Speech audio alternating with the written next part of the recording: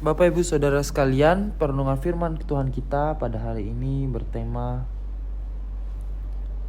pembunuhan pertama yang terambil dari Kejadian 4 ayatnya yang ke-6 sampai ayatnya yang ke-7.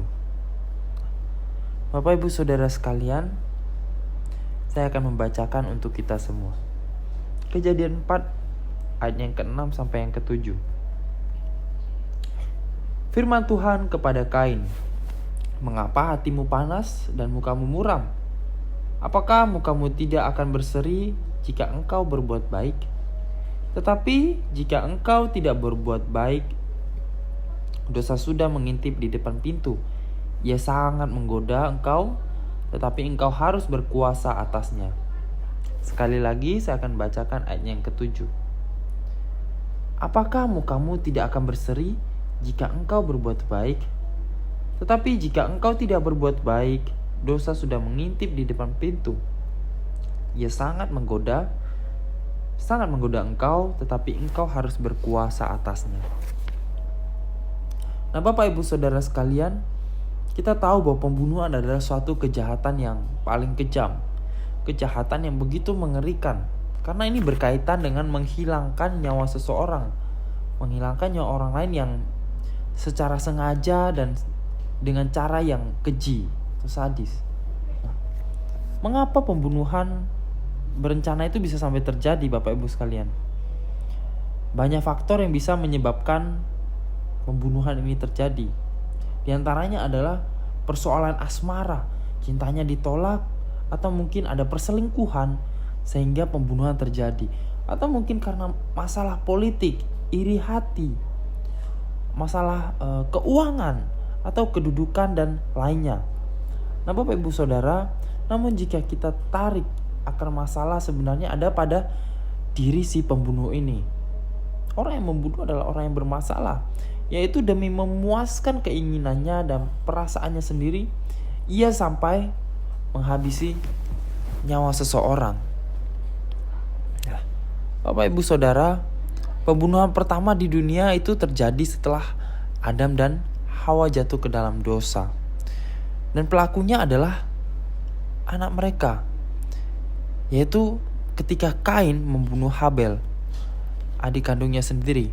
Nah, penyebabnya apa, Bapak Ibu Saudara sekalian? Penyebabnya adalah karena Kain itu iri kepada adiknya. Kain iri hati kepada Habel. Pemicunya adalah karena persembahan Habel itu diterima oleh Tuhan, sedangkan persembahan Kain tidak diterima oleh Tuhan.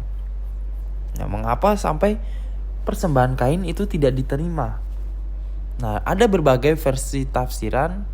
Namun jika merujuk kepada Ibrani 11 ayat yang keempat, itu dituliskan bahwa karena iman, Habel mempersembahkan kepada Allah korban yang lebih baik daripada korban yang dipersembahkan oleh Kain, karena iman.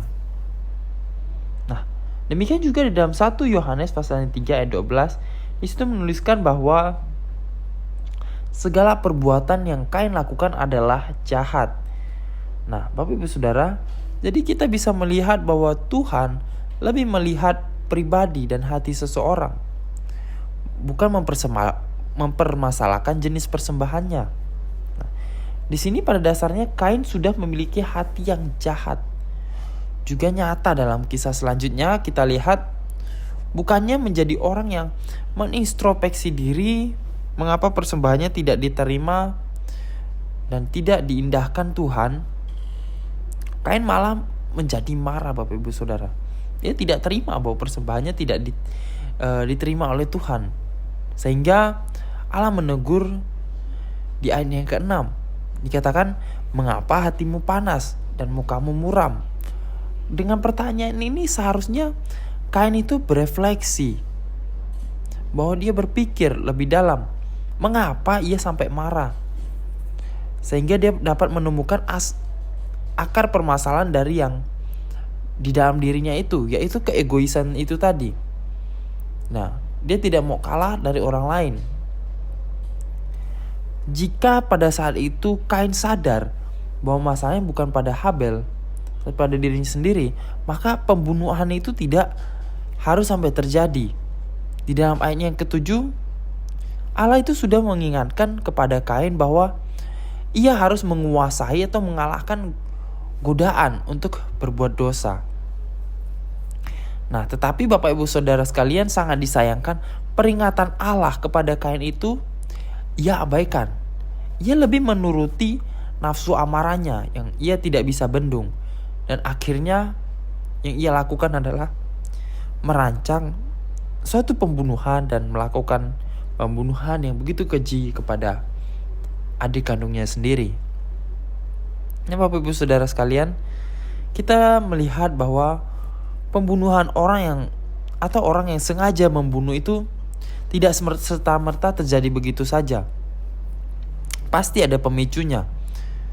Tetapi ada akar masalah di dalam diri orang tersebut, dan inilah yang harus dicari tahu dan harus ditolong untuk diselesaikan. Nah, kita tahu bahwa ada rentang waktu di mana sebetulnya ia itu dapat merenungkan apa perbuatan yang baik dan apa perbuatan yang berdosa di hadapan Tuhan. Seharusnya ia menyediakan waktu untuk berpikir apakah yang akan ia lakukan adalah dosa atau tidak di hadapan Tuhan.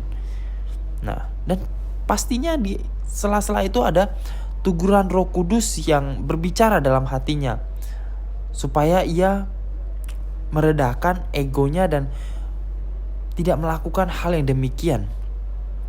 Bapak Ibu Saudara sekalian, mungkin kita tidak berpikir sampai untuk membunuh orang secara fisik. Tetapi di zaman sekarang, kita mungkin berpikir bahwa membunuh itu ya pasti ada akibatnya bagi kita sendiri juga. Kita akan memikirkan orang-orang di sekitar kita juga. Namun yang kita lakukan adalah seringkali kita membuat atau menyebarkan gosip. Kita menyebarkan isu fitnah yang berakhir pada pembunuhan karakter, Bapak Ibu Saudara sekalian. Sehingga seseorang itu bisa yang terjadi adalah kita membunuh karakter seseorang. Maka dari itu kita perlu untuk menjadi orang yang peka dan waspada terhadap dosa yang demikian. Mungkin kita secara tidak sadar kita melakukan hal demikian. Maka dari itu melalui firman Tuhan pada hari ini kita diingatkan untuk peka, untuk waspada terhadap dosa membunuh. Nah, Bapak Ibu Saudara sekalian, demikianlah firman Tuhan yang bersama kita renungkan. Mari bersama kita berdoa. Bapa dalam surga, kami bersyukur untuk firman Tuhan yang bersama dapat kami renungkan ya Tuhan. Ya Tuhan, kami berdoa untuk setiap kami sebagai anak-anak-Mu ya Tuhan, supaya ketika kami mengalami kegagalan, kami mengalami hal-hal yang tidak mengenakan, kami bisa melihat semuanya itu dari sudut pandang-Mu ketika kami mengalami hal-hal yang tidak mengenakan ya Bapa. Sehingga di dalam kehidupan kami dapat mengintrospeksi diri dan kami tidak melampiaskan kemarahan kami, melampiaskan keegoisan kami kepada orang lain ya Tuhan. Biarlah kami dapat terus melihat rencana-Mu dalam kehidupan kami. Di tengah-tengah sesuatu yang tidak kami suka, yang kami alami, kami dapat melihatnya dari sudut pandang-Mu ya Tuhan. Terima kasih ya Tuhan, biarlah Engkau menolong kami dalam kehidupan kami, di dalam keseharian kami ya Tuhan, untuk aktivitas kami hari ini juga ya Tuhan. Biarlah Engkau yang menolong kami untuk supaya kami dapat melalui hari-hari ini ya Tuhan. Terima kasih Tuhan, di dalam nama Tuhan Yesus kami berdoa dan mengucap syukur. Amin.